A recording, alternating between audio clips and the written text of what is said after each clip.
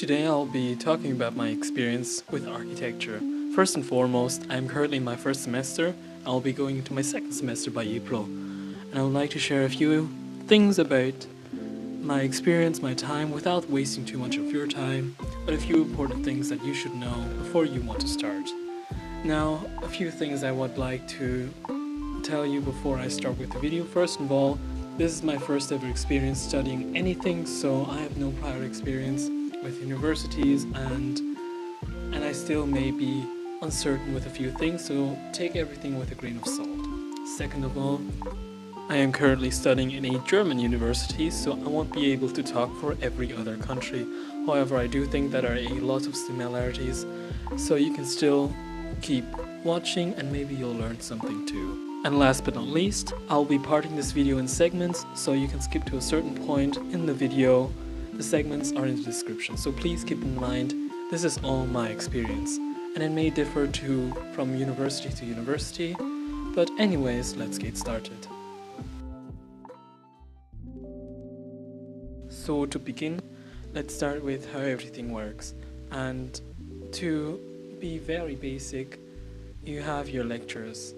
In our examples, those are physics, history, economy and ecology, and studio-related things such as arts and drawing, technical drawing. However, arts isn't our lecture or isn't a lecture, more a seminar. Now, if you don't know the difference, lectures are not mandatory to visit, but there is an exam at the end, while seminars are not allowed to be missed and can be graded every lesson. And at the end of these, you have to send in a project or create something, so it's more or less praxis-based. Now, in our first semester, our exams start at the end of February. However, you have a chance in April should you miss an exam or fail an exam in February. So there's always a second or a third chance, the third chance being next year. Now, though lectures aren't mandatory to visit, you should, if possible, visit every single one of them unless the lecturer's quality is extremely bad. It also depends on whether they upload their slides and if these slides are pictures heavy or text heavy. You will need to take a look for yourself and determine which lectures are important for you and which you can afford to skip. And in architecture, time is your enemy, so consider to prioritize certain things so you don't fall behind. Now, as a student, you can't afford to waste time. Everything is way too valuable and you really can't afford it. So please keep in mind that you have to, if possible, keep everything in a schedule or in a system so you know how much you're using your time. But the most important thing in architecture, well, in quotation marks, is our studio. Now, studio is a whole practical experience. We draw, we plan, we create, usually have our professor, a teacher, or also called research associate, and 2 tutors, usually master students, who guide you and teach you the ways of architecture and modeling, using materials such as different papers, styrofoams, concrete, building dough, and other different variations, while also showing you the ways to create digital plans with CAD. And of course, in theory, this is really good. An awesome concept to learn. And studio is extremely important as it gives you the most credits in our example 12. And you technically learn a lot, really a lot. However, in my experience, or my first ever experience, and from what I've heard from other studios, theory isn't always praxis, and our teacher is, well, let's say, a lot to be desired. Now, I do want to clarify, as people, they are all extremely fine, and you could probably be really good friends with them, but, oh god, they are not good at teaching. Now, first of all, keep in mind that learning curve is not linear, it's exponential. So it won't get stressful with time, it will get stressful extremely quickly, and you will realize how stupid it feels. And most importantly, second, be thick-skinned, because they will rip your model apart mentally and maybe physically, who knows? No, I'm joking, but mentally. They will criticize anything and everything, and the reason is due to helping us so we get better. However, if it's truly helpful is up for debate.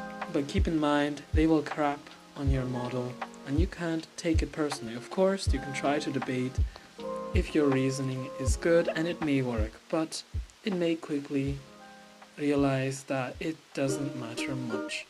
Not always, but usually they have a strong opinion and their opinion is usually right, in quotation marks. But it's still important to keep your grind. At the end, it's your model and it's you who's studying, so don't let them get to you. However, you should keep in mind is the fact that sometimes it isn't just constructive criticism.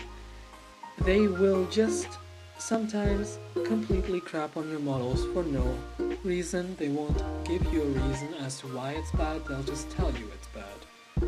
They won't always give you tips, they'll just tell you what's wrong and if it's only wrong, not why it's wrong. But other times they will tell you to do something and you do it, and at the end of the day it doesn't matter because they don't like it. Now this might be a personal issue, but our organization was atrocious since our tutors and teachers didn't really match time and rather would just throw us into cold water to see who would come back up. Now I do have to say, when they, and I say very seldom, give you a compliment, it feels amazing and really makes you feel like you did a great job.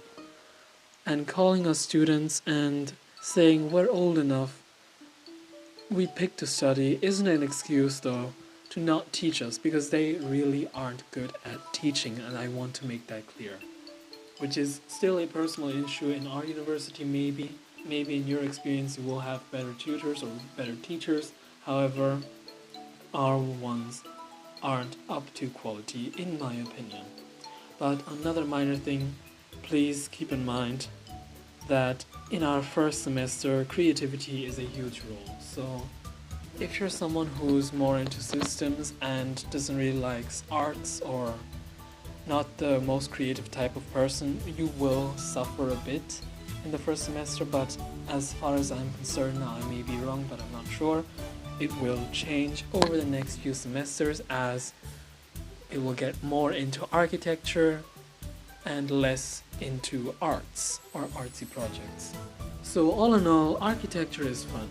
Lots of things you can learn and it's cool, but except criticization, demotivation and wanting to stop and give up.